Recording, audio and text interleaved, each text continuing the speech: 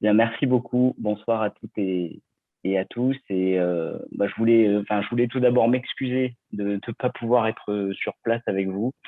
Effectivement, on était mobilisés sur les assises de la biodiversité. C'est quand même moins sympa d'être en ligne. Et donc, surtout, vous remercier d'avoir pu organiser cet événement en ligne, enfin en duplex, comme on dit pour moi. Et donc, je suis vraiment honoré d'être avec vous ce soir. Et du coup, alors je voulais aborder cette thématique en essayant de répondre à la question qui est posée, quelle place pour le vivant dans les espaces urbains. Et je me suis dit, j'avais envie de partager avec vous quelques exemples de résultats de travaux scientifiques que j'ai trouvé particulièrement pertinents, qui ont été effectués lors de ces dernières années, et essayer de vous les montrer en lien avec évidemment quelques exemples de solutions pour mieux intégrer la biodiversité en ville. Alors, pour passer les diapos, voilà, et peut-être avant ça, pour commencer et introduire le sujet, vous parlez de mes deux lectures du moment, qui m'occupent pas mal en ce moment, et deux ouvrages qui sont vraiment a priori très contradictoires l'un de l'autre, et qui illustrent un peu le paradoxe finalement auquel on est confronté aujourd'hui sur la question des villes, avec à gauche l'ouvrage de Guillaume Faburel, un géographe, pour qui il faut en finir avec les grandes villes pour résoudre la question écologique. Il y a même monté un mouvement, le mouvement du post-urbain, et qui défend justement le retour à des villes plus modestes et le retour à une certaine forme de ruralité. Et puis à droite, l'ouvrage de Philippe Clergeau, qui est écologue au Muséum d'histoire naturelle et professeur, et qui lui fait le pari d'une ville qu'on peut concevoir pour et avec le vivant. Alors tous deux, ils ont vraiment de bons arguments, je dois dire, et moi je m'inscris plutôt en tant qu'écologue urbain dans la seconde pensée, même si je dois reconnaître qu'à l'heure actuelle, et effectivement, ça nous invite à repenser le phénomène de métropolisation. Ces deux lectures effectivement paradoxales, mais qui se rejoignent par certains aspects aussi. Et justement, sur cette question de l'artificialisation, alors je vous apprends rien en vous disant que l'urbanisation est un processus grandissant et galopant, mais peut-être avec ce chiffre qui nous vient du dernier rapport de l'IPBES, l'équivalent du GIEC pour la biodiversité, qui est sorti en mai 2019, et qui rappelle que les zones urbaines n'ont plus que doublé depuis 1992 et que c'est un processus qui se poursuit encore. Même en France, où malgré une réduction de l'artificialisation lors de la dernière décennie, ça repart à la hausse, et les dernières stats de l'INSEE montrent qu'on consomme encore entre 23 000 et 30 000 hectares par an. Alors ça paraît assez logique, on le voit sur la carte, sur les zones littorales, c'est toujours plus agréable pour vivre, c'est là que l'artificialisation progresse un petit peu plus. Mais là où ça devient intéressant quelque part, c'est que même dans les endroits où la France se dépeuple, entre guillemets, le béton continue à croître. Et ça, on le voit avec un chiffre qui a été donné par le CGDD récemment, qui montre que 40% de l'artificialisation en France se fait dans les communes où la vacance en logement augmente fortement, et 20% dans les communes où la population décroît. Et ça, j'ai trouvé ce chiffre m'a surpris, absolument remarquable, mais qui est quelque part le témoin du fait que la consommation d'espace aujourd'hui, elle est complètement déconnectée des besoins. Quand on dit il faut construire plus, c'est pas forcément vrai partout, évidemment. Je pense que c'est défendu aussi dans les CAUE, ce besoin de moins construire. Et toutes les statistiques montrent qu'on construit plus vite, que l'évolution de l'artificialisation va plus vite que l'évolution de la population, plus vite que le PIB aussi, alors qui s'explique par plusieurs facteurs sur lesquels j'aurai pas le temps de revenir aujourd'hui. Mais en gros, si on continue à ce rythme, c'est ce que dit l'IDRI, si on continue au même rythme d'artificialisation, en 2100, on aura artificialisé 20% du territoire français. Et aujourd'hui, on est à peu près à 9,5%, 10%. Donc, c'est effectivement intenable, et ça nous invite à réfléchir et surtout à ralentir sur ce rythme d'urbanisation. Et je pense qu'aujourd'hui, les acteurs publics en sont conscients, et c'est dans cet esprit qui est venu ce fameux concept dont on parle tout le temps aujourd'hui, qui est le zéro artificialisation nette, qui va être matérialisé, qui a été matérialisé dans la dernière loi climat qui est sortie en août dernier, avec cette vision, quand même, je dis un mot sur le net, c'est une vision qui laisse une ambiguïté quelque part avec la possibilité de continuer à aménager si toutefois on parvient à renaturer, à désaménager en compensation quelque part. Et donc cette idée de toujours construire, voilà, sachant que pas mal de chercheurs se sont exprimés sur la question de la renaturation, ça va être difficile, on ne sait pas vraiment comment renaturer, même si on a une petite idée. Et puis surtout, ça coûte très cher. Il y a eu un article d'Harold Levrel très récemment qui montrait que c'est plusieurs centaines de milliards d'euros si on veut maintenir ce rythme d'artificialisation et renaturer derrière. Donc évidemment, l'accent est mis quand même sur le renouvellement urbain, la densification et toute autre forme de technique pour refaire la ville sur la ville. Et puis à côté du ZAN, il y a la vision qui est de plus en plus partagée, j'ai l'impression, au sein des communautés d'architectes, qui est celle de la sobriété, avec notamment ce manifeste pour une frugalité heureuse et créative. Et c'est vrai qu'en tant qu'écologue, je m'inscris totalement dans ce type de courant, dont la première des mesures est d'ailleurs ne plus engager de construction neuve en extension quand on a la possibilité de faire de la rénovation ou du renouvellement urbain. Voilà, donc je crois qu'on est en train d'aller vers cette idée que les villes ne peuvent plus s'étendre à l'infini et qu'on doit les refaire sur elles-mêmes. Moi, j'avais l'habitude de dire que du point de vue de la biodiversité, le meilleur bâtiment, c'est celui qui n'est pas construit. C'est un peu exagéré, mais en tout cas, il est certain qu'il faudra aller vers là. Et donc, j'en viens quand même au sujet qui nous intéresse ce soir, qui est la biodiversité dans la ville. Parce que simplement, c'est vrai qu'on en parle beaucoup et qu'on constate que tous les indicateurs sont dans le rouge et qu'on a une biodiversité qui est globalement sous pression dans les zones urbaines. Alors, si on regarde l'ensemble des études scientifiques, elles s'accordent toutes sur le fait que les conditions du milieu urbain sont dans l'ensemble pas vraiment favorables à l'installation du vivant, même s'il y a des exceptions, et que ça s'accentue avec la densité bâtie. Et ça se voit sur tous les groupes d'espèces. Je vous ai mis ici quelques indicateurs sur des groupes comme les papillons, dont la richesse diminue en fonction d'un gradient urbain, plus on s'approche des centres-villes. Il y a des effets également sur les mammifères, et ça se mesure bien avec les chauves-souris. L'abondance des chauves-souris diminue aussi au plus on va vers le milieu urbain, au plus on va vers les centres-villes, et des espèces très communes, comme la plus commune des chauves-souris, la pipistrelle, qui a tendance à décliner. En Île-de-France, on est à des effectifs, des baisses d'abondance de près de 50% dans certains secteurs urbains. Et puis chez les oiseaux, bien sûr, et ça c'est assez bien montré, avec une diminution notamment des espèces spécialistes du bâti. Et quelque part, l'architecture a une responsabilité vis-à-vis de ça. On pourra y revenir vis-à-vis de la façon dont on conçoit les bâtiments, vis-à-vis des normes thermiques aussi qui nous font faire des bâtiments très isolés, sans aucune infractuosité. Mais je pense que les interventions qui auront lieu après montreront qu'on peut aussi trouver des solutions. Donc une biodiversité qui diminue, et puis aussi ce qu'ont décrit pas mal de chercheurs, c'est un phénomène d'homogénéisation de cette biodiversité. On le voit sur les oiseaux ici.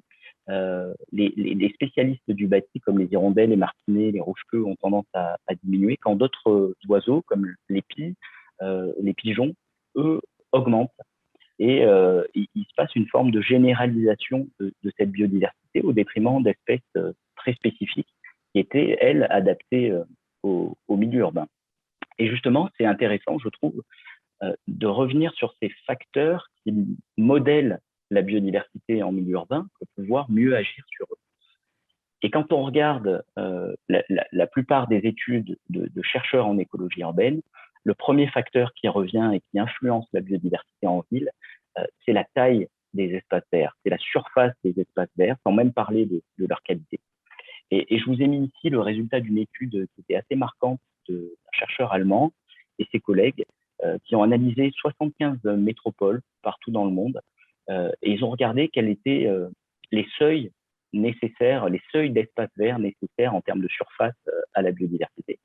Et ils arrivent au constat que si on veut maintenir en ville des habitats qui sont favorables aux espèces qui sont habituées aux villes, il faut des surfaces d'espace vert qui vont au-delà de 4 hectares, 4,4 hectares de seuil. Et puis quand ils regardent cette fois-ci les espèces qui habituellement fuient les villes, par exemple les rapaces, certains mammifères, ils arrivent à une surface de 53 hectares. Donc c'est intéressant, alors ça reste des chiffres, mais ça nous donne une idée de là où il faudrait aller pour refaire venir de la biodiversité en ville. On a aussi un chiffre intermédiaire issu d'une étude au Royaume-Uni de Grafus et ses collègues qui montre qu'une surface intermédiaire de 10 hectares permet de maximiser à la fois l'abondance des pollinisateurs et puis aussi certains services comme le stockage de carbone. Donc voilà, ça, encore une fois, ça reste des chiffres, mais ça peut nous donner un canevas quelque part pour faire la ville et notamment pour ces espèces urbanophobes qu'on arrive de moins en moins à attirer au sein de nos villes. Et justement, le deuxième point que je voulais évoquer, quand on parle de nature en ville, moi je pense tout de suite aux friches, ce qui n'est pas forcément le cas de tout le monde. Et c'est dans ces friches qu'on va trouver notamment les espèces qui habituellement fuient la ville, comme le renard, comme certaines plantes sauvages, comme des reptiles notamment qui font du mal en milieu urbain. Et, ces espèces, j'ai eu la chance de travailler avec Audrey Muraté, qui est une chercheure et une des spécialistes des friches en milieu urbain. Et ces travaux ont largement contribué, je trouve, à redonner un petit peu de prestige à ces friches-là. Elles montrent notamment qu'on a dans ces espaces plus d'espèces que dans les parcs et dans les jardins entretenus. Ce qui paraît normal parce qu'on est sur des espaces plus sauvages, d'une part, où la biodiversité finalement arrive à s'exprimer librement. Et elle montre aussi avec ses collègues que les friches, elles agissent en réseau et qu'il y a en tout cas un intérêt à l'échelle des villes de maintenir un réseau de friches interconnectées entre elles et notamment de friches les plus vastes. Alors, elle a montré qu'au-delà de 2500 mètres carrés, ces espaces, ils pouvaient favoriser les échanges de graines entre les espaces verts. En fait, ils agissent un peu comme des plateformes d'échange, de dispersion des espèces et des graines. Et c'est vrai que c'est bien le deuxième facteur le plus important après la surface des espaces verts. Ce sont ces fameuses trames vertes, bleues, brunes. Maintenant, il y a toutes les couleurs de l'arc-en-ciel. Mais c'est cette idée de maintenir les espaces de nature en réseau. Et alors, je ne les ai pas mis ici, mais quand on regarde la plupart des articles sur ces réseaux écologiques en ville, ce qui revient très souvent, c'est notamment les espaces liés aux milieux aquatiques, comme les berges, comme les ripisylves, les milieux ripariens, qui sont très favorables au déplacement des espèces. Donc, c'est aussi, si on veut agir sur la biodiversité, se préoccuper des zones humides, réouvrir les rivières, peut avoir énormément d'impact. Aussi une étude au Royaume-Uni qui montrait que pour les chauves-souris, au-delà de la question de l'éclairage et de la fameuse trame noire, de maintenir une obscurité en ville, c'était beaucoup les alignements d'arbres dans les villes qui leur servaient de corridor. Et donc là encore, une fois, ça plaide pour plus de trames vertes en ville. Je reste un petit peu sur les friches, parce que justement, dans le cadre de l'opération capitale française de la biodiversité, la ville de Montpellier avait été un des premiers lauréats, et on avait été assez séduit par ce travail qu'elle avait réalisé au début des années 2000, il me semble, avec l'entreprise Coloco, l'espace vert, et c'était ce réseau vert, en fait, qui combinait à la fois des espaces de nature ordinaires, très ordinaires, et aussi le réseau de friches. Et ce travail visait à maintenir un réseau d'espaces de délaissés urbains, comme ils les ont appelés, connectés entre eux. Alors depuis, je ne sais pas ce que c'est devenu. Il y avait cette idée de l'intégrer au PLU, d'en faire un plan d'action. On pourra échanger là-dessus après. Et c'était vraiment une bonne idée. Et c'est vrai qu'aujourd'hui, on a un peu de considération pour les friches. Je vous ai mis une étude en Italie, ici en dessous. Ils ont fait un sondage et ils ont montré que sur 19 forêts urbaines qui étaient des friches à l'échelle du territoire, il y en a seulement 4 qui étaient considérés à travers les sondages comme vraiment des éléments de nature par les élus. Et donc, les chercheurs montraient qu'il y a encore une déficience à l'égard de ces espaces qui peuvent être un peu plus sauvages, un peu plus mystérieux, et pourtant, ça en fait une vraie politique de nature en ville si on les intègre. Alors, ça bouge pas mal dans quelques villes. Je vous ai mis un exemple que je connais bien ici à droite, qui est le parc de la Réserve à Épinay-sur-Seine, et qui est une petite friche d'1,5 hectare qui a été conservée au sein de la ville, justement dans un espace qui devait être aménagé, construit, accueillir des bâtiments. Et finalement, face à la carence en espace vert, la ville a décidé de la conserver et de ne pas aménager toute la friche. Donc, il y a des espaces qui ont effectivement servi pour l'agriculture urbaine, pour la pédagogie. Et il y a aussi des espaces qui ont été laissés en libre évolution. Et c'est une idée que je trouve intéressante aussi quand on parle de biodiversité, notamment dans les milieux très denses. Et justement, alors je voulais aborder la question de la densité parce que c'est une question qui occupe pas mal les écologues en ce moment et pour lesquels rien n'est tranché en fait sur finalement cette fameuse question de est-ce qu'il vaut mieux densifier, compacter les villes pour laisser un peu plus de place à la nature dans la périphérie, ou est-ce qu'il vaut mieux multiplier le partage de l'espace avec des habitats de taille, des bâtiments de taille intermédiaire ou pavillonnaire et plein de jardins. Et finalement, c'est pas tant tranché que ça aujourd'hui, mais il y a une publication, celle qui est à droite, du Muséum, qui a été réalisée par une doctorante du Muséum et du PUCA, qui a effectué une revue systématique des articles qui traitaient justement de ce thème des liens entre densité urbaine et biodiversité. Et je vous en ai mis quelques-uns, je vous invite à le consulter parce qu'il est vraiment intéressant et pertinent. Et on y apprend notamment que, par exemple, sur des oiseaux, une étude en Espagne montrait que pour les petits passereaux, les zones avec des bâtiments de plus de 8 étages devenaient totalement défavorables. Et que ces oiseaux allaient plutôt dans les secteurs de bas étage ou pavillonnaires, et qui préféraient aussi les rues étroites et très végétalisées par rapport aux grands boulevards. Donc ça nous donne une indication intéressante. Par contre, on peut aussi trouver des études dans lesquelles on voit que les grands immeubles peuvent favoriser d'autres espèces, comme les rapaces. On le sait, notamment les cresserelles, les faucons cresserelles aiment bien nicher en hauteur, qui vient dire qu'il faut aussi peut-être avoir des hauteurs importantes si on veut cibler ce type d'espèces. Voilà, il n'y a jamais de solution unique. Alors, il y a bien des chercheurs qui ont tenté de résoudre cette fameuse question du land sharing, on partage l'espace avec le vivant partout, des jardins partout, ou du land sparing, on concentre les zones urbaines d'un côté, et puis on laisse de grands espaces verts. Et il y a des chercheurs à Tokyo qui ont fait cette étude. En fait, ils ont étudié les populations de scarabées et de papillons dans deux secteurs complètement différents de Tokyo, avec justement ces deux configurations différentes. Et ils sont arrivés à la conclusion que le modèle du land sparing, donc avec de grands espaces verts et des bâtiments très denses, était plutôt favorable aux scarabées, quand le modèle du land sharing, plutôt pavillonnaire, était lui plus favorable aux papillons. Donc là encore une fois, finalement, rien n'est tranché, ça dépend des espèces qu'on cible. Moi, ma conclusion là, c'est que il est important d'agir finalement sur les deux ressorts et de se dire, dans les villes, gardons des grands espaces non urbanisés, et notamment par rapport aux questions de taille qu'on a vu tout à l'heure, et puis conservons aussi des zones pavillonnaires qui vont compter au regard de la multiplication des petits jardins. C'est ce que disent ces deux études ici que vous avez à l'écran, qui ont été faites en Europe de l'Est et qui se sont concentrées justement sur les zones pavillonnaires.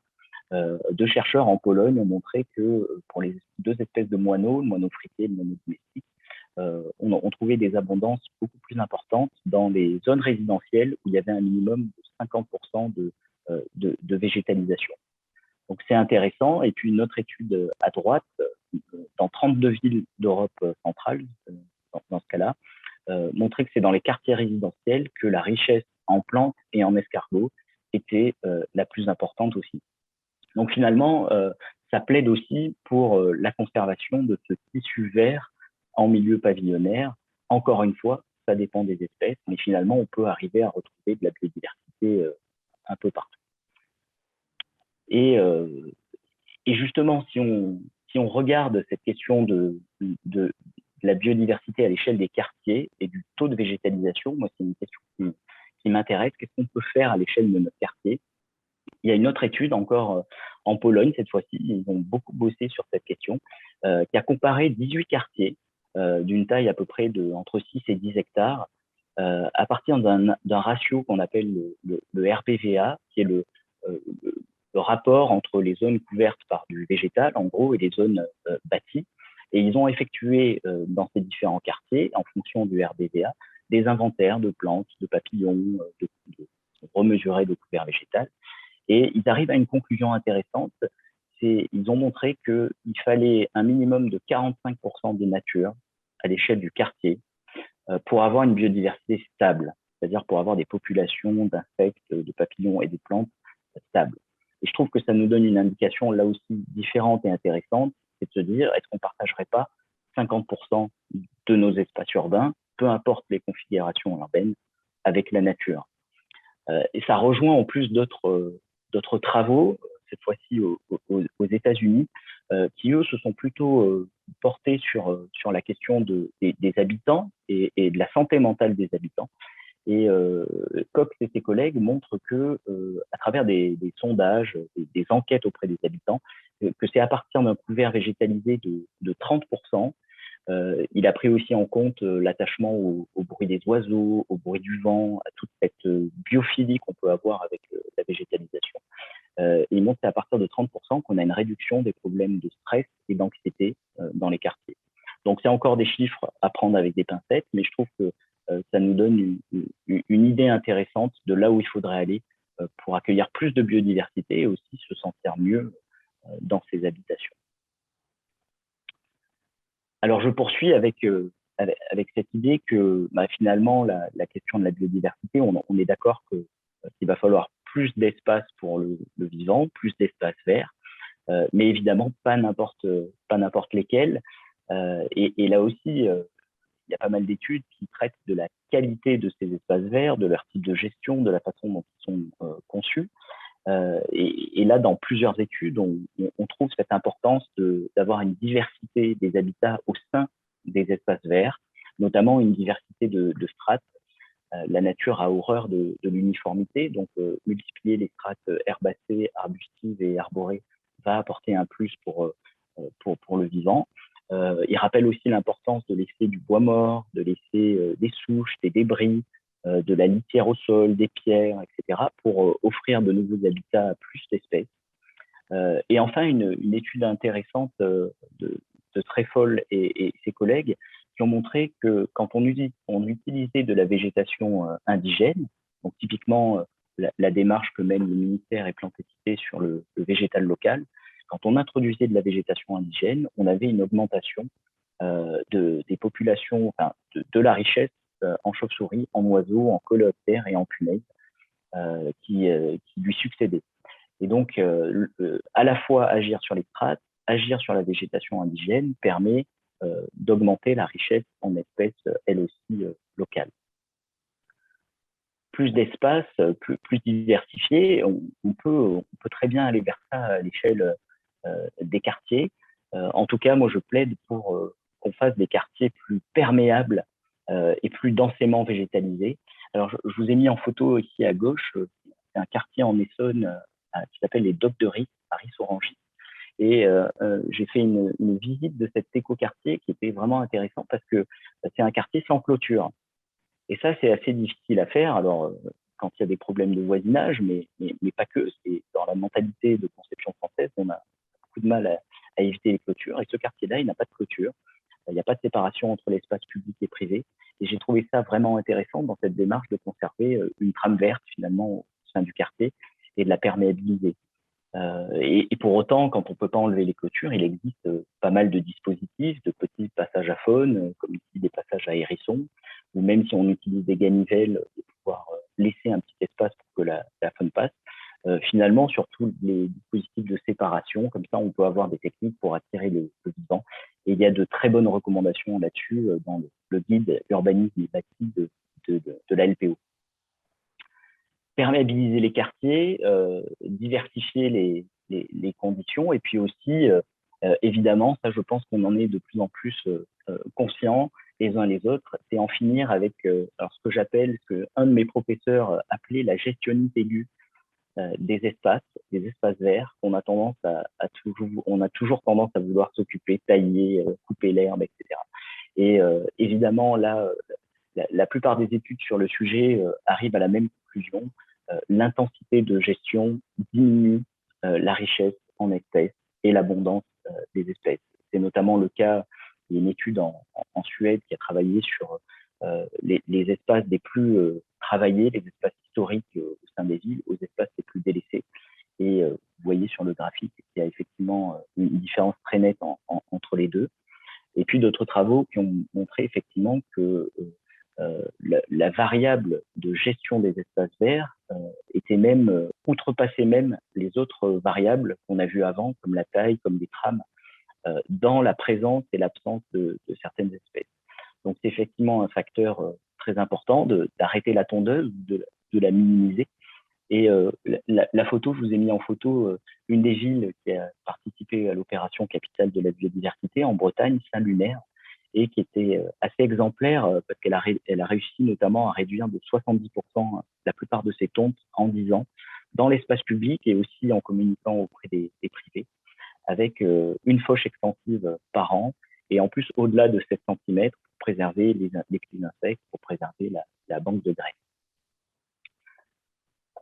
Alors, un des moyens, je reste dans les quartiers, hein, les habitations, un des moyens de retrouver justement de la place pour la nature et de s'intéresser également à ce qui se passe en dessous, au sol, c'est d'appliquer la gestion alternative des eaux pluviales. C'est un levier aussi pour faire en sorte qu'il y ait plus de nature dans son projet et en même temps s'adapter au changement climatique.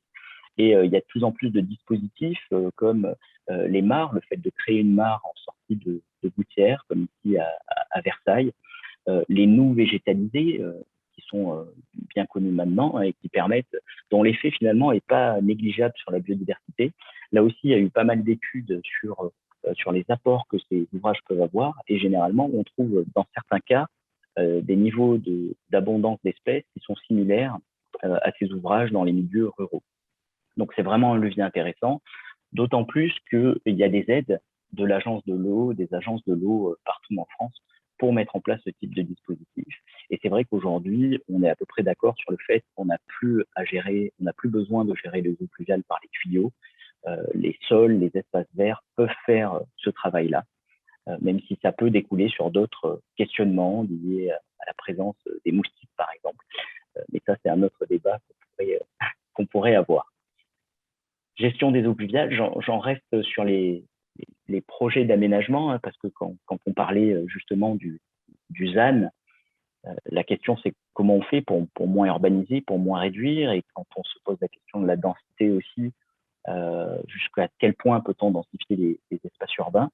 Et je plaide là aussi avec plusieurs collègues hein, pour qu'on essaie d'appliquer un coefficient de pleine terre au projet d'aménagement, peut-être en se basant sur le RBVA qu'on a vu tout à l'heure, minimum 45% d'espace de nature. Et j'ai cherché pas mal de projets. Et il y a celui-ci que j'ai trouvé particulièrement intéressant, qui a été réalisé qui est en train d'être réalisé par les architectes Chartier-Dalix, avec qui on a l'habitude de travailler, qui est un projet sur une ancienne friche industrielle au Pré-Saint-Gervais, en Seine-Saint-Denis, dans un quartier très carencé en espace vert, très minéralisé. Et ils ont fait le choix finalement de n'urbaniser que 40% de la parcelle. Le reste étant dédié à des espaces en pleine terre, végétalisés, avec cette idée de créer une micro-forêt urbaine. On reviendra dessus. Mais j'ai trouvé l'initiative un peu folle et en même temps qui tend vers ce vers quoi on devrait aller, et encore une fois, partager la moitié de l'espace avec le vivant. Et en tout cas, ça démontre que c'est possible aussi en architecture. Alors, ils ont dû densifier les parties bâties, les végétaliser aussi. Mais c'est possible de faire ce choix-là. C'est encore en cours de réalisation et aujourd'hui, ils sont en train de terminer la phase, d'attaquer la phase micro-forêt urbaine. Et donc, je trouvais assez intéressant de rebondir sur cette question des micro-forêts urbaines. C'est difficile d'échapper au buzz que ça fait en ce moment. On parle des micro-forêts urbaines, on parle des forêts Miyawaki. Il y a pas mal de buzz autour de ça. Toutes les villes veulent faire leur micro-forêt urbaine. Moi, mon avis, c'est que je pense qu'on peut reprocher à personne de vouloir planter des arbres. Et dès qu'on peut, il faut le faire. Et pour autant, il y a pas mal d'écologues qui se sont aussi prononcés sur cette question des des forêts urbaines, je vous conseille une tribune de Jean-Claude Génaud à ce sujet, et qui déplore en fait de leur côté plutôt une approche marketing de la nature en ville, vantant, on va dire, des forêts là où il s'agit plutôt de boisements urbains dont la complexité, évidemment, elle n'atteindra jamais celle de forêts naturelles, notamment au niveau des sols. Donc, déjà au niveau de cette approche marketing, puis au niveau du suivi, il y a beaucoup de mortalité dans les forêts urbaines plantées très densément, très intensément. Mais pour moi, il y a une autre idée derrière, c'est simplement l'idée que ce type de projet soit facturé finalement et fasse l'objet d'une prestation, alors qu'on peut reconstituer des forêts urbaines en laissant la nature revenir par elle-même. Et c'est la photo de droite, hein, c'est cette idée de forêt urbaine spontanée. Notamment, c'est une photo à Berlin, dans un parc dont je n'arrive jamais à prononcer le nom, et un chercheur qui s'appelle Ingo Kovári, qui travaille sur ces forêts urbaines spontanées et qui montre que ça abrite énormément de biodiversité et ça coûte rien. Et donc voilà, la nature en ville, c'est aussi des choses qui ne coûtent très peu ou pas du tout, et pour lesquelles on peut aussi mobiliser les habitants pour les mettre en œuvre. Donc, des forêts urbaines, oui, spontanées si possible. Et puis, cette idée que, avant de planter des arbres nouveaux, il faut évidemment essayer de protéger ceux qui existent déjà. Donc, je trouve, un des défis majeurs qu'on a aujourd'hui par rapport à la nature en ville. Il y a encore beaucoup trop d'arbres qui sont coupés alors que leur valeur biologique était vraiment élevée, notamment les vieux arbres. Avec à gauche le triste exemple de ce platane abattu à Strasbourg lors de l'extension du palais de musique, et dans lequel ils ont trouvé une colonie de chauves-souris de plus de 300 individus qui n'ont pas tous pu être secourus. Mais voilà, c'était l'erreur de trop pour la ville de Strasbourg, qui d'ailleurs depuis a fait énormément d'efforts et impose des choses sur l'arbre urbain. Mais c'est vraiment très dommage, alors qu'un naturaliste serait passé et puis aurait tout de suite constaté qu'il fallait absolument pas l'abattre. Et on commence quand même à trouver des projets, notamment d'aménagement, qui concernent les arbres existants. Les deux photos qu'il y a à côté, au milieu, c'est à Rennes, l'écoquartier de la Courrouze, avec un paysagiste, Charles Dard, qui a conçu le projet tout en conservant les arbres qui existaient déjà. J'ai trouvé ça passionnant, cette approche, et notamment conserver les sols aussi autour des arbres sans imperméabiliser de trop. Et tout à droite, c'est le parc habité des Sécheries à Bègles, que j'ai visité il n'y a pas longtemps. Et là aussi, on est sur des bâtiments qui sont sortis en 2017 et puis des arbres qui ont plus de 40, 60 ans, avec, pour les architectes, cette volonté de les conserver dès le départ. Et les chercheurs nous disent ça aussi, hein, la référence que je vous ai mis en dessous, c'est des chercheurs qui ont travaillé sur les vieux arbres urbains, qui ont montré qu'un moyen d'arrêter le déclin des grands arbres, qu'il fallait mettre en œuvre une politique pour que au moins 40%, pour augmenter la vie des grands arbres d'au moins 40%, leur durée de vie sur l'espace public, afin qu'ils gardent cette capacité à accueillir beaucoup d'espèces. Un deuxième levier qui était d'augmenter le nombre de nouveaux arbres d'au moins 60% pour qu'ils deviennent vieux à leur tour et qu'ils soient conservés dans les villes. Et évidemment aussi de préserver les grands arbres existants ou de les remplacer par des habitats de substitution, mais ça, c'est pas toujours possible. Donc avancer sur cette question-là, les arbres, la végétation de rue aussi, et là aussi, je disais, finalement, les actions les plus impactantes et significatives sur la biodiversité en ville ne sont pas forcément celles qui coûtent le plus. La végétation de bord de route est aussi un des exemples de cette biodiversité un peu mal aimée parfois, et qui pourtant a toute son importance pour la pollinisation, pour la dispersion des graines et l'augmentation de la richesse dans d'autres espaces, les pissenlits, les liserons. On commence un petit peu plus à apprécier ces espaces, ça renvoie à notre perception du sauvage finalement, qui commence aussi à changer. On a de la chance en France d'avoir eu la fameuse loi Labbé en 2017, qui a interdit l'usage des pesticides sur l'espace public. Et du coup, on a vu une augmentation de ces plantes sauvages urbaines. Et le chiffre que je vous ai mis est francilien. On a constaté en 7 ans une augmentation de 92% de la richesse en plantes sur les bords de route, sur les trottoirs, dans tout ce qu'on appelle les interstices urbains, qui montre à quel point ça peut changer très vite et la biodiversité peut revenir très vite. et y compris, notamment avec l'arrêt des pesticides. Alors pour autant, il y a eu une étude en Allemagne qui a réalisé un sondage auprès des urbains et de leur perception de ce sauvage en ville. Il y a encore une forte demande pour des espaces quand même plantés et entretenus par rapport à ce vivant spontané et un peu plus sauvage, mais il montrait que c'est en train quand même d'évoluer à la hausse. Et donc voilà, en termes de solutions, moi je suis pour qu'on agisse sur tous les fronts et notamment qu'on mobilise les habitants. Et je trouve tous les exemples de permis de végétaliser, les projets de végétalisation participative, notamment dans l'urbain dense et dans les zones pavillonnaires, apportent beaucoup pour la biodiversité. Alors là, j'en ai mis 2, mais il y en a beaucoup d'autres. Mais c'est assez remarquable à Lille, ce qui se passe avec des budgets assez élevés sur la végétalisation des façades, sur la végétalisation des pieds d'arbres aussi. À Metz, ça commence à peine avec un programme Je fleuris ma rue, justement pour inviter les habitants. Je crois que c'est à Rennes où ils en sont à 2 km linéaires d'espace public végétalisé grâce aux habitants. Et tout ça va évidemment avoir un impact non seulement sur les habitants qui remettent la main à la terre, mais aussi sur la biodiversité. C'est ce qui ressort des conclusions d'une étude que j'ai mis à droite, qui est très intéressante, sur faire la ville nature, et qui montrait que c'est à travers la multiplication de ces tout petits habitats partout où c'est possible, sur les toits, au sol, sur l'espace public, dans les trottoirs, qu'on va arriver à faire revenir aussi de la biodiversité. Et il y a une application que je vous invite à regarder qui s'appelle Street, sur le suivi des pieds d'arbres de rue, qui est piloté par le Muséum d'histoire naturelle. C'est un programme de sciences participatives et qui vient justement confirmer l'intérêt des pieds d'arbres quand ils sont végétalisés pour le déplacement des espèces. Ils ont notamment bien montré qu'il y avait cet effet de colonisation de la ville par les pieds d'arbres, à la fois par pluie de graines, quand les graines vont être dispersées par le vent et finalement se propager d'arbre en arbre, ou alors une colonisation de proche en proche quand on a des pieds d'arbres qui sont à côté, et là aussi par le vent, par les oiseaux, par les petits insectes. Donc finalement, toute partie de la ville, j'ai envie de dire, qui peut être végétalisée, c'est bon à prendre. Et puis en dessous des arbres aussi, regardez ce qui se passe. Pierre en a parlé dans son introduction. Parler de la biodiversité, c'est parler aussi des sols.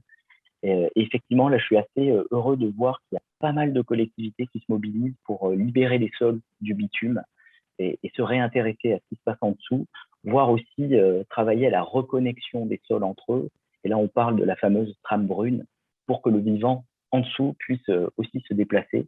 Alors, j'aurais pu mettre plein d'exemples, mais je vous ai mis ici à gauche l'exemple de la ville de Caen, qui a mis les bouchées doubles ces derniers mois avec l'objectif de débitumer 4 hectares, et notamment sur les alignements d'arbres, pour essayer de faire en sorte que les arbres retrouvent un volume de sol suffisant et une densité racinaire. Et donc, c'est aussi là des projets qui peuvent être faits de manière participative. Et à droite, c'est une photo qui est prise à Genève, qui a été présentée par un des chercheurs de l'école du paysage à Genève.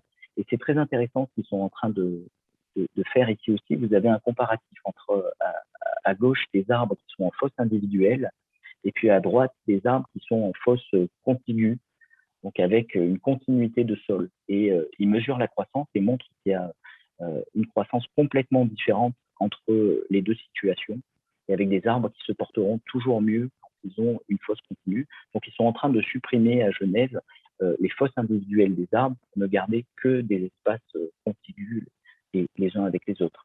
Ils font aussi pas mal de préconisations sur le fait de diversifier les alignements d'arbres pour pas que ça reste de la monoculture, de les mettre très proches aussi avec cette idée de maintenir une certaine compétition pour que les meilleurs survivent, d'avoir des espèces variées, du végétal local si possible. Et donc il y a aussi cette attention aux arbres et au sol dans les rues d'alignement. Et finalement, sur cette désimperméabilisation, il y a aujourd'hui un potentiel énorme qui me semble sous-évalué et sous-estimé. Et c'est une des études qu'on mène actuellement à la RB Île-de-France dans le cadre d'un projet européen on essaie de quantifier ce potentiel de désimperméabilisation, ce potentiel de sol qu'on pourrait libérer pour les redonner à la nature. Et on a fait un premier test sur la commune d'Aulnay-sous-Bois, que vous voyez ici en photo. Et notre méthodologie nous a permis d'identifier 18 sites, 18 grands sites, et qui équivaut à un potentiel en termes de surface d'à peu près 150 hectares d'espace imperméabilisé qui pourrait être, dans l'idéal, désimperméabilisé. Et on était assez surpris par ce chiffre. Il y a vraiment un gisement dans la plupart des villes d'espaces publics, de cours d'école, de cours d'immeubles, d'anciens parkings, de places de stationnement, de voies de berge, qui pourraient être mobilisés pour des projets de revégétalisation.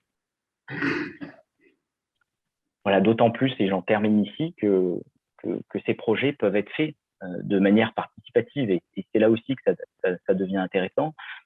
Pour moi, l'avenir, c'est la désimperméabilisation avec les gens, de façon participative. Et je vous ai mis quelques exemples ici pour lesquels je pense on peut s'inspirer, avec en bas à droite les cours oasis de la ville de Paris. Alors, ils ont connu pas mal de difficultés. On pourrait en parler, notamment vis-à-vis de la volonté de certains directeurs d'école, mais c'est pareil dans toutes les villes, hein, d'avoir des enfants qui jouent dans la boue. Mais ils y arrivent progressivement à désimperméabiliser les cours d'école.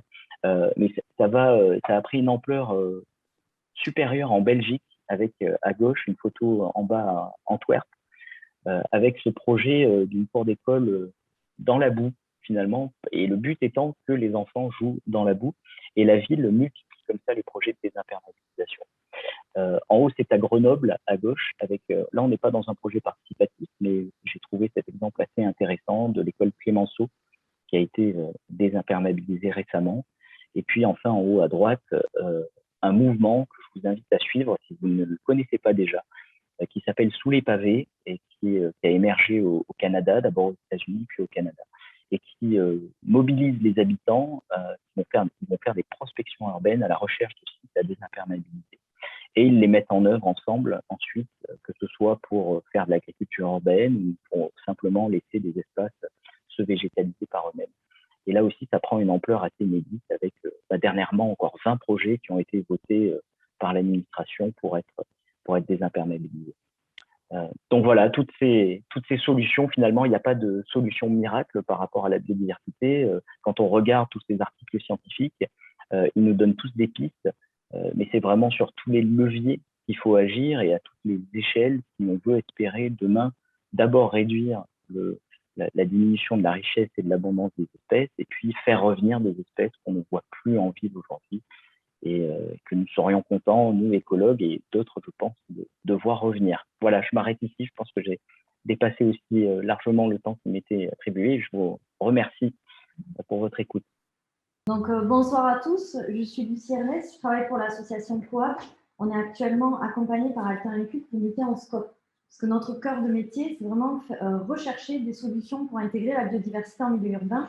Et on travaille plus spécialement sur la cohabitation avec la faune sauvage.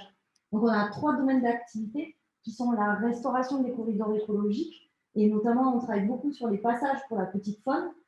Également, la restauration des habitats de nidification. Donc là, on travaille sur des nichoirs qui s'encastrent dans les bâtiments. Mais également, pour garantir une cohabitation qui est réussie, il faut sensibiliser et former les gens. C'est très, très important. Donc, un petit constat, c'est que il y a des espèces qui se sont adaptées et qui ont adopté le milieu urbain. Pourquoi? Parce que les villes sont attractives pour elles au niveau de la ressource alimentaire, il y a moins de prédateurs et moins de pesticides. Aussi parce que c'est une question de survie, vu que le milieu urbain progresse, les espèces, elles s'adaptent aussi, ou elles essaient de s'adapter à ces changements. Et donc, malgré le fait que le milieu urbain puisse être attractif pour certaines espèces, pourtant, cette biodiversité, qu'on appelle la biodiversité commune, elle est aussi en déclin. Par exemple, il y a une étude qui a été menée sur 13 ans à Paris, 3 moineaux sur 4 ont disparu, des moineaux domestiques. Et donc ça, c'est dû à des causes qui sont multifactorielles et qui sont très difficiles à déterminer et qui dépendent aussi des endroits, mais on peut noter qu'en cause, il y a la fragmentation des habitats de la faune, la perte de leur habitat de nidification, aussi nos activités qui les impactent, et également la rapidité. la rapidité avec laquelle nous aménageons et face à laquelle la faune n'a pas forcément le temps de s'adapter. Donc moi, je vais spécialement vous parler ce soir de la fragmentation et de la perte des habitats. Donc, la petite faune, en fait, elle a un domaine vital.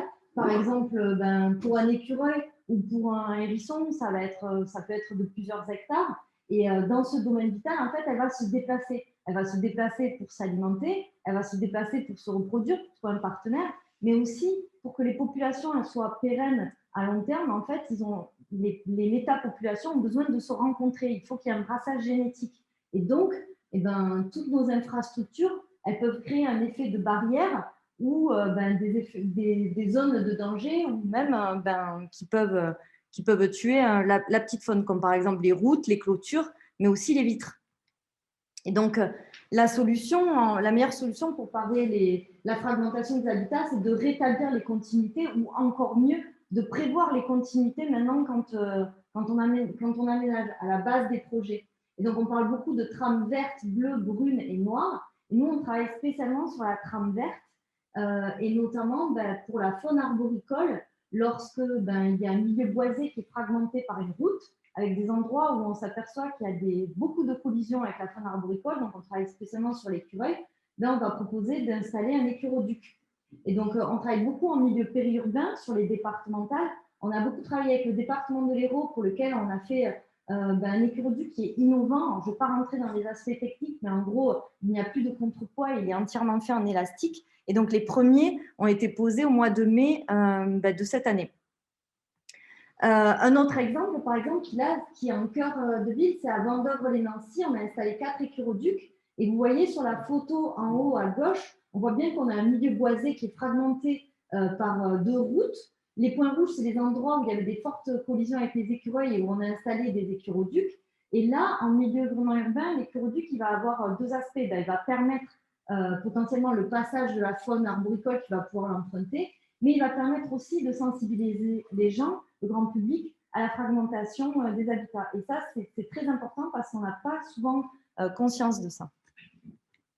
On travaille aussi pour la petite faune terrestre, donc, et notamment les hérissons qui sont impactés par nos clôtures et qui les empêchent vraiment de se déplacer. Donc, dans les grillages, c'est assez facile, après coup même, de faire un trou, mais par contre, dans les murs, là, il faut le prévoir dès la construction. Et on travaille actuellement sur un prototype de parpaing qui permettra, dès la construction des murs, de prévoir des passages. Un exemple, c'est le groupe mammalogique normand qui a fait un projet qui s'appelle Pic-Camp, une autoroute à hérissons. C'est un projet qui est très récent puisqu'il a débuté en octobre de cette année, où 80 jardins se sont portés volontaires pour reconstituer ces continuités et donc créer des ouvertures pour permettre le passage potentiel des hérissons. Je vais maintenant vous parler de la restauration des habitats de nidification dans le bâti.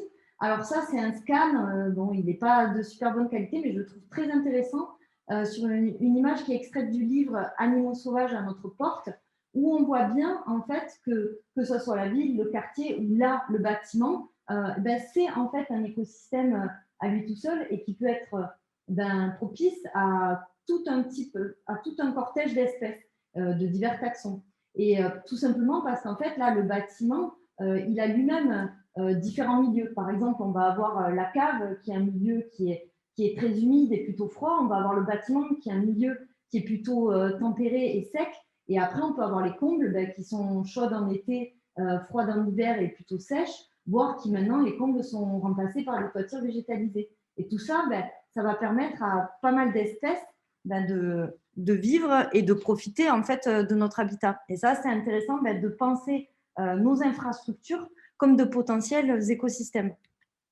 Et là, je vais vous parler plus spécifiquement d'une espèce pour vous présenter un exemple très concret avec le martinet noir. Donc, le martinet noir, c'est une espèce qui est migratrice. Il ne faut pas le confondre avec l'hirondelle. Et donc, il est chez nous d'avril à août. Et c'est vraiment une espèce très aérienne, c'est-à-dire qu'en fait, il ne se pose pas, sauf à la période de nidification pour aller au nid. Et donc, dans la nature, normalement, c'est un oiseau rupestre, c'est-à-dire qu'il nichait dans les falaises. Mais maintenant, en Europe, il niche pratiquement exclusivement que dans le bâti. Et donc, les populations de martinets en France, elles sont estimées entre 100 000 et 1 million de couples nicheurs.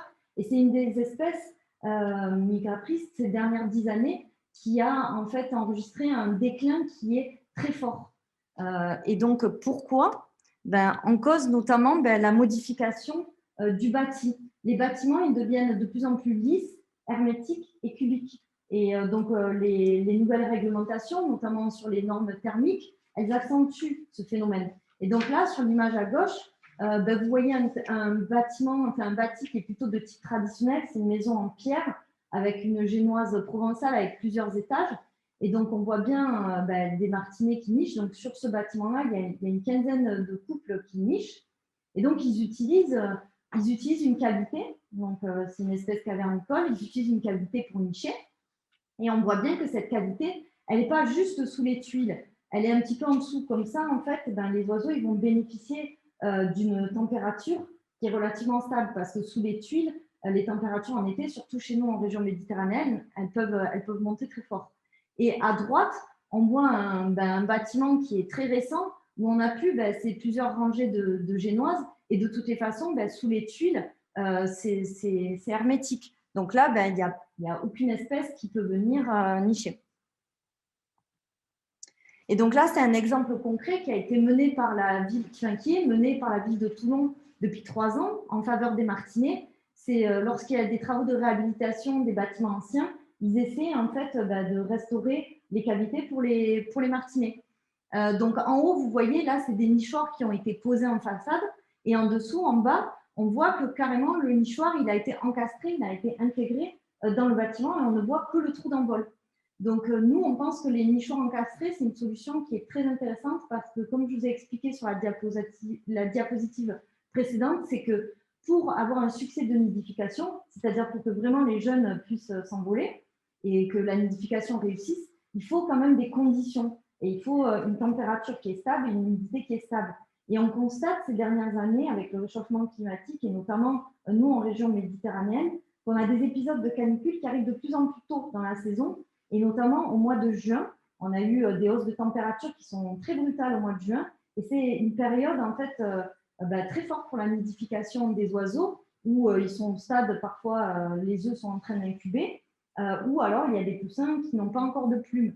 Et donc, le nichoir encastré, il va permettre d'avoir une température qui est plus stable et une humidité aussi plus stable. Et donc, ça reproduit plus fidèlement le milieu dont a besoin cette espèce pour vivre. Après, ils sont plus esthétiques aussi. Et puis, ils sont plus durables parce que du coup, ils sont moins soumis aux aléas climatiques. Alors, nous, on n'a pas encore eu la chance d'encastrer des nichoirs à martinets parce que notre association et notre projet, il est tout jeune. Mais par exemple, à Combaillot, on a pu travailler sur un projet où on a posé un nichoir à mésanges. Il est dans le mur porteur de la casquette. Et donc, du coup, c'est une maison qui est en ossature bois et isolation paille. Et le nichoir a été posé cette année au mois de mai. Pour l'instant, il n'est pas occupé puisque la saison de nidification avait déjà commencé. On espère qu'il le sera. Mais avec le vivant, on nous pose souvent la question, est-ce que vous êtes sûr qu'il va y avoir des oiseaux? Non, on n'est jamais sûr. C'est du vivant. On connaît en fait les préférences des espèces et ce dont elles ont besoin, mais on ne peut jamais garantir si les oiseaux vont venir ou pas.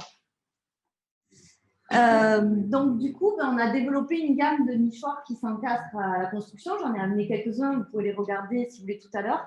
Donc, il y a une gamme en bois qui s'encastre soit à la construction, soit lorsqu'il y a une rénovation thermique avec poste d'isolation par l'extérieur. On a essayé de les concevoir de manière à ce qu'ils s'adaptent à tous les types de construction et les épaisseurs de murs parce que ce n'est pas standard. Donc, il y a un châssis qui permet de régler ou qui permet aussi de faire une réservation dans les constructions. On travaille aussi sur d'autres types de nichoirs, dont un nichoir qui est fait dans une brique. On a tout simplement pris des briques de construction traditionnelles dans laquelle on a créé un nichoir. Et ça, ils sont encore en phase de test et pas encore disponibles.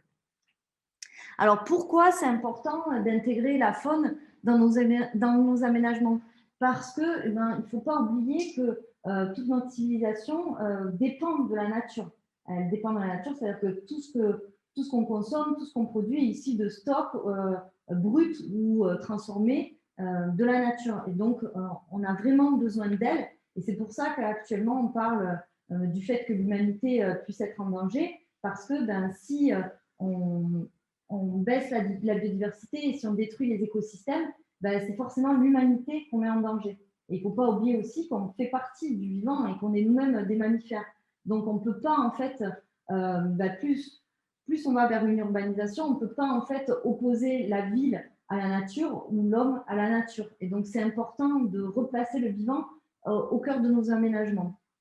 C'est important aussi de reproduire des écosystèmes complets. Ça a été bien présenté dans la présentation de Marc Barra, c'est-à-dire souvent on végétalise et c'est très bien parce que c'est la base en fait de la chaîne alimentaire, donc c'est très important de végétaliser, mais c'est important aussi de favoriser les autres taxons, de favoriser la faune et les oiseaux, les insectes et tout ça. Pourquoi? Parce que ça va créer un écosystème qui est complet et ça va permettre qu'il soit très diversifié et éviter l'homogénéisation et le fait que certaines espèces qui sont très généralistes vont prendre le dessus. Donc, un exemple, par exemple, d'oiseau qui est très généraliste et qu'on trouve beaucoup ici, ça va être la tourterelle turque ou le pigeon qui vont avoir tendance à se développer. Donc, c'est pour ça que c'est important de travailler vraiment sur tous les taxons et de favoriser plusieurs essences et plusieurs espèces. C'est important aussi, actuellement, on est dans une période un peu de crise environnementale, on en parle beaucoup, il y a beaucoup de problèmes, mais du coup, quand il y a des problèmes, il y a aussi des solutions, et ça, c'est assez encourageant.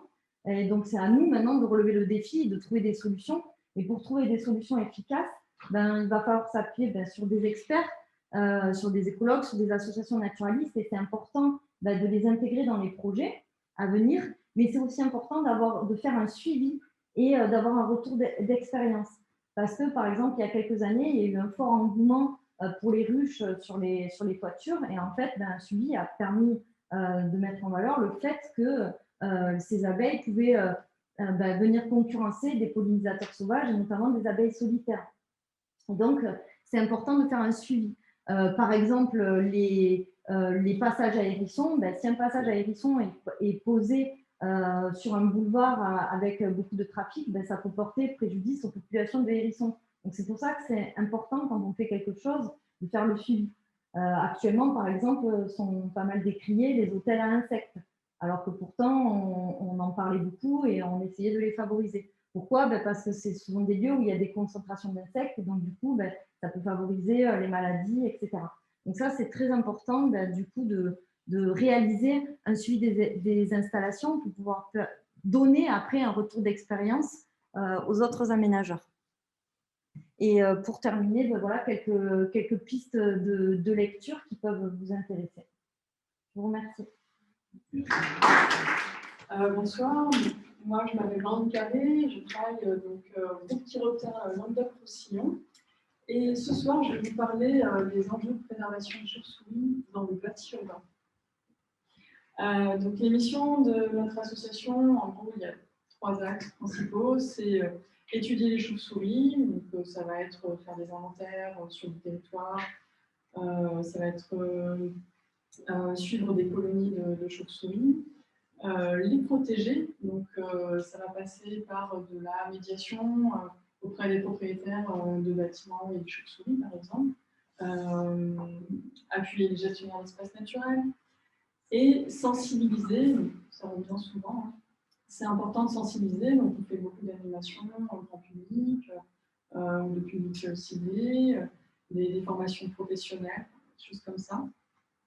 Et on travaille aussi, enfin, moi je suis co-animatrice du plan régional d'action pour les chiroptères en Occitanie, donc, qui permet de mettre en œuvre tout un panel d'actions, il y en a 10, des actions thématiques, donc pour étudier, protéger, sensibiliser.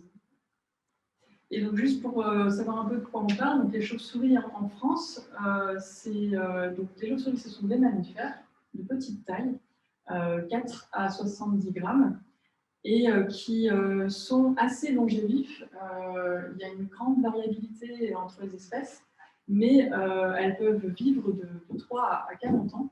L'espérance moyenne de vie d'une pipistrelle, c'est 2-3 ans, mais il y a quand même des individus qui ont pu atteindre l'âge de 16 ans.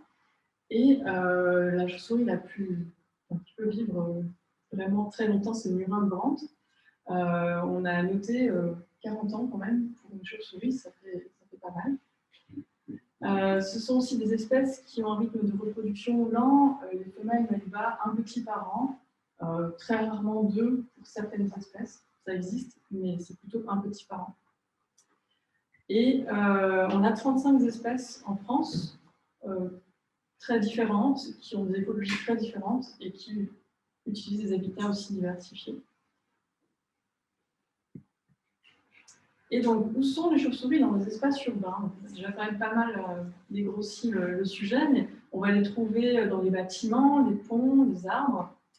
Et il y a des facteurs environnementaux clés, on en a aussi parlé dans les présentations précédentes, qui vont favoriser les chauves-souris. Donc, elles vont avoir besoin de zones d'alimentation, matérialisées par les rivières, les plans d'eau, les boisements. Elles vont avoir besoin aussi de corridors végétaux pour pouvoir rejoindre donc, les zones où elles restent la journée, leur gîte, ou leur zone d'alimentation, ou pour s'abreuver.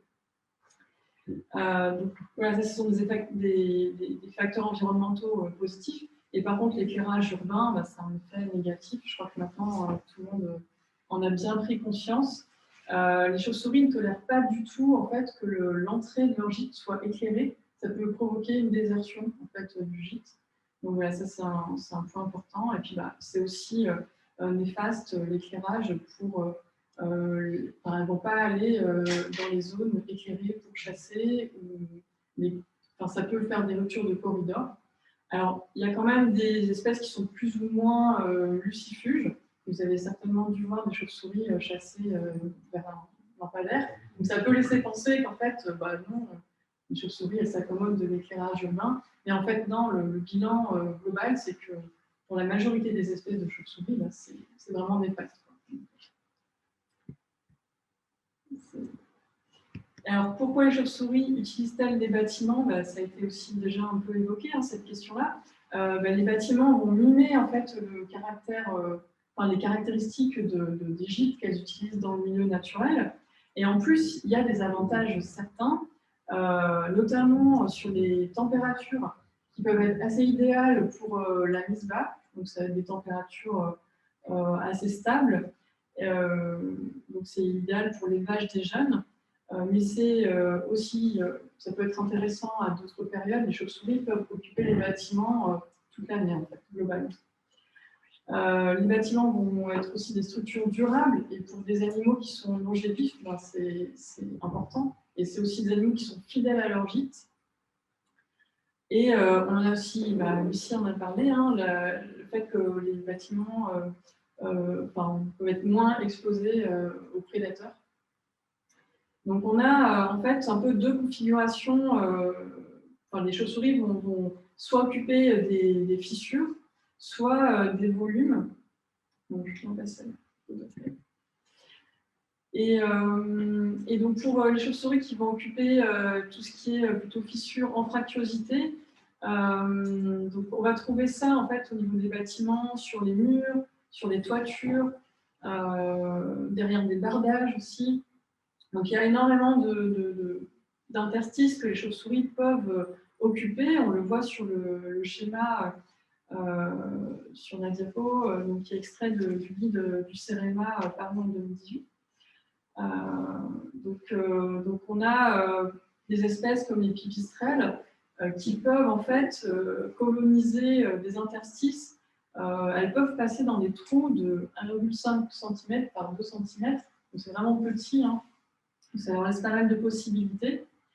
Et après, il y a d'autres espèces, comme par exemple les rhinolophes, qui vont plutôt avoir besoin d'occuper des volumes, en fait, donc des pièces. Donc, ça a été évoqué, des caves, des combles, des greniers. Et ces espèces-là, par contre, elles ne vont pas pouvoir se poser sur du face et après se faufiler. Elles ont besoin, pour accéder à leur gîte, de vraiment un espace suffisant pour arriver en vol. Donc, voilà, plutôt une petite lucarne. Donc voilà, il y a un peu ces deux types de configurations. Et la majorité des espèces de chauves-souris en France peuvent occuper le bâti. Elles sont plus ou moins spécialisées sur ce type de gîte. Mais beaucoup d'espèces qui peuvent occuper le bâti. Et je vous avais mis la photo d'une pipistrelle pour que vous vous rendiez compte quand même de la taille. Hein, c'est vraiment tout petit. Et donc, les facteurs qui vont influencer la présence des chauves-souris dans les bâtiments, ils sont nombreux. Les chauves-souris, elles vont rechercher en fait, des endroits plutôt obscurs, tranquilles, et surtout avec des conditions microclimatiques stables, de température et tout un tas de plusieurs paramètres qui vont jouer, l'hygrométrie, la luminosité, et j'en passe. Et chaque espèce a ses propres exigences. Et donc, ça, j'ai extrait une phrase toujours du guide du CEREMA qui est assez intéressante. Donc, il faut avoir en tête que l'intérêt d'un bâtiment pour les chauves-souris, il est souvent lié à la structure. Lucie en a parlé tout à l'heure, c'est-à-dire à la conception même du bâtiment et aux caractéristiques des murs, des huisseries, de la toiture. Donc, voilà, tous ces choix architecturaux et de matériaux ont un vrai impact en fait, sur la possibilité des chauves-souris, la favorabilité en fait, des bâtiments pour les chauves-souris. Donc là, une petite photo à gauche d'une colonie de barbastelles dans un linteau de bois. Et c'est des chauves-souris qui sont en fait arboricoles, donc on va beaucoup retrouver dans le milieu forestier à la base, mais elles ont colonisé aussi les bâtiments pour les gîtes. Et à droite, là, c'est un drain dans un pont en béton. Donc voilà, c'est deux matériaux qui sont intéressants qui sont pour les chauves-souris.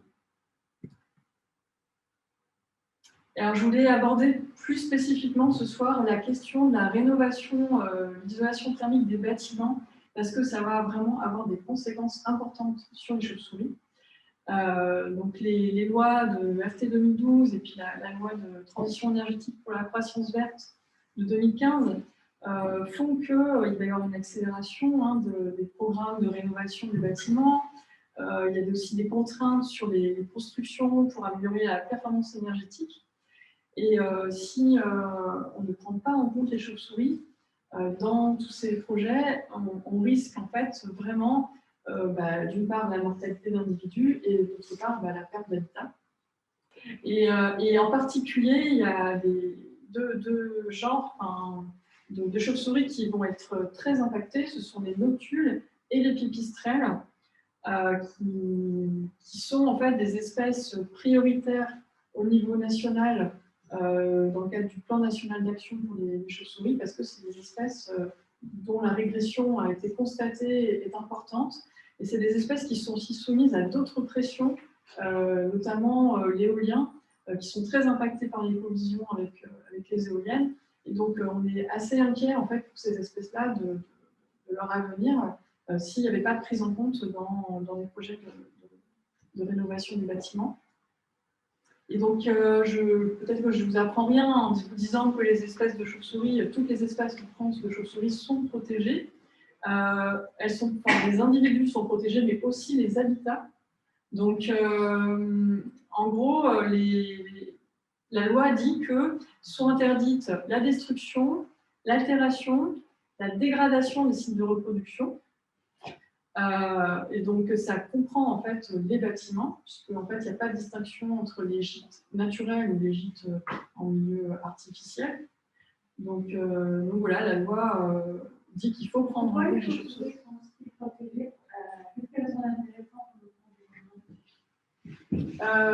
Alors, elles sont protégées parce que les populations ont fortement régressé ces dernières décennies. Donc, c'est un constat, il faut vraiment les protéger, sinon il y a certaines espèces qui vont disparaître. Et il y a d'ailleurs déjà une espèce, le rhinocéros de Neilly, qui a priori n'est plus sur le territoire français. Donc, c'est la première raison. Et après, pour la raison d'utilité, je pense qu'on pourra l'évoquer peut-être après dans des questions, mais moi j'ai tendance à penser que pas forcément regarder par le prisme très anthropique de l'utilité des chauves-souris pour l'homme. Chaque espèce a finalement sa place. Bon, après, ça c'est des considérations peut-être un peu d'ordre philosophique, mais on pourra y revenir si vous voulez. Donc du coup, les chauves-souris sont protégées et il faut qu'on les prenne en compte dans le cadre de ces projets de rénovation du bâtiment. Donc les pistes, donc déjà pour vraiment faire une réalité de cette prise en compte dans le cadre réglementaire, dans le cadre de ces projets de rénovation, il est important en fait, que les maîtres d'ouvrage, les propriétaires s'adressent, en fait, quand ils ont des projets qui sont susceptibles de nuire aux chauves-souris, s'adresser au service de l'État, puisque il faut en fait rentrer dans une démarche de demande de dérogation auprès de ces services, donc c'est important. Il faut aussi s'assurer d'avoir un diagnostic en fait, des espèces qui vont occuper les bâtiments, des périodes où elles vont être dans ces bâtiments, pour pouvoir après adapter en fait, les mesures au plus proche de la réalité, puisque comme je vous disais tout à l'heure, les espèces ont des exigences écologiques assez différentes. Enfin, les solutions ne seront pas les mêmes selon les espèces, selon les périodes d'occupation des bâtiments. Donc ça, c'est important, avoir un diagnostic précis. Ce qui est aussi important, c'est d'intervenir au bon moment. En fait, on peut jouer sur les périodes d'intervention pour les travaux. Donc, il faut viser en fait les périodes d'absence des animaux. Mais si ce n'est pas possible, parce que parfois, les chauves-souris peuvent être présentes pratiquement toute l'année sur un bâtiment, il va falloir plutôt intervenir en période de moins de sensibilité et essayer autant que possible de phaser les travaux. Après, il y a plusieurs solutions, mais ça fait partie des pistes de solutions. Très important aussi, c'est de rester au plus proche en fait, des conditions initiales du bâtiment. En fait. Il va y avoir des transformations qui vont être opérées suite à la rénovation thermique. Et il est important en fait, de conserver autant que possible les caractéristiques intrinsèques du bâtiment. Donc, par exemple, le volume, les ouvertures, l'obscurité, tout un tas de paramètres qui sont importants et qui conditionnent en fait, l'intérêt du bâtiment pour les chauves-souris. Donc ça, c'est vraiment très important de coller au plus près de ces caractéristiques initiales. Et parce que si en fait, on s'en éloigne, on a un très fort risque d'échec. Et en fait, il faut vraiment considérer que chaque projet, chaque situation est un cas particulier et vraiment réfléchir vis-à-vis de ce cas. On a assez peu de retours en fait, d'expérience sur la prise en compte des chauves-souris dans la rénovation d'habitats collectifs. Il y a assez peu de projets qui sont faits avec un accompagnement d'écologues, chiroptérologues notamment. Donc, je vais quand même vous parler de au moins deux cas dont j'ai connaissance. Donc, le premier, c'est un cas dans le département du Cher où une solution, ça a été d'encastrer en fait, ce type de nichoir. En fait. C'est vraiment quasi exactement le même. Donc, vraiment le positionner en façade et après venir avec l'isolant recouvrir le nichoir en ne laissant que la fente d'accès libre. Et donc ça donne, une fois que le bâtiment les travaux sont terminés, ça donne ça. On ne voit plus que la poutre. Et là, ça a été un succès, cette opération, puisque les pipistrelles et les notules sont venus coloniser le nichoir. Et comme le disait Lucie tout à l'heure, ça semble être vraiment une très bonne solution d'avoir des nichoirs derrière l'isolation pour des raisons d'inertie thermique. En fait, il y a eu des tests par la même personne. Hein, c'est des travaux menés par le Muséum d'histoire naturelle de Bourges qui ont accompagné les travaux. C'est Laurent Arthur, surtout, qui intervient. Il avait fait aussi des tests de nichoirs en acroterre, en fait. Du coup, plutôt en extérieur. Et là, ça semble-t-il moins bien marché. Donc, vraiment, c'est des solutions qui semblent intéressantes d'encastrer les nichoirs. Un autre retour d'expérience, cette fois, du coup, toujours dans le sud de la France, à Sisteron. Donc là, ça a été la rénovation d'une cité scolaire qui abrite une colonie de mollusques de Cestonie.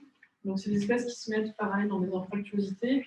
Et je ne vais pas en parler beaucoup parce que si ça vous intéresse, vous pouvez aller voir. En fait, il y a une conférence qui a été filmée. D'ailleurs, il y avait aussi Marc Barra déjà sur cette conférence. Et donc voilà, c'est un retour d'expérience. C'est au début du projet. Je voulais juste dire que l'intervenant, qui est Raphaël Colombo d'Azira Écologie, qui est le chirotérologue qui a accompagné le projet, insiste en fait sur le fait qu'une des clés de la réussite, c'est vraiment de prendre en amont du projet qu'il y a une concertation et une vraie réflexion collective entre les écologues, les porteurs de projets, les architectes. Ça, c'est vraiment très, très important. Et de bien anticiper les travaux. Du coup, au niveau des perspectives, en fait, le guide du CEREMA, dont je me suis beaucoup inspirée pour faire cette présentation, insiste sur le fait qu'une des cibles qui serait à privilégier, c'est de travailler sur l'habitat collectif. Parce que vraiment, il y a des espèces qui vont être lourdement impactées par les travaux de rénovation sur ces habitats. Donc, il serait intéressant de sensibiliser les bailleurs, mais d'associer à cette sensibilisation un vrai relais technique qui n'est pas forcément en place aujourd'hui. Donc, il y a des choses qui seront à construire. Il serait important aussi de renforcer les liens entre les différents services administratifs et les gestionnaires d'habitat collectif sur ces questions-là, parce qu'ils ont peut-être l'habitude de travailler ensemble, mais pas forcément sur ces questions prises en compte de la biodiversité. Une vraie nécessité de mise en commun des compétences, voilà, ce que j'en évoquais à l'instant avec le cas de l'écosystème, de travailler entre écologues, architectes. Ça a été dit plusieurs fois ce soir, mais je pense que c'est vraiment très important. Et on a besoin d'expérimenter pour créer des précédents et pouvoir faire des retours d'expérience qui sont quand même aujourd'hui assez peu nombreux en fait. Donc voilà, il va falloir qu'on soit dans cette phase d'expérimentation et après de diffusion des connaissances. Du coup, pour aller plus loin, il y a pas mal de bibliographies. Vous pouvez aller voir sur le site internet du Plan national d'action pour les chiroptères, sur les actions thématiques sur les bâtiments et sur la pollution lumineuse. Du coup, je vous l'ai dit, je me suis beaucoup basée sur le très long guide du CEREMA sur la préservation des chiroptères et l'isolation thermique des bâtiments. Voilà, il y a pas mal de choses en ligne. Et pour finir, en fait, je ne vais pas pu m'empêcher de faire un petit clin d'œil à Batman. Et j'ai envie de dire, voilà, aujourd'hui, vous avez certainement possibilité dans vos professions à l'avenir de pouvoir avoir un impact sur les chauves-souris. Et donc, je vous invite à faire votre petite part pour sauver toutes les chauves-souris de toutes les Gotham City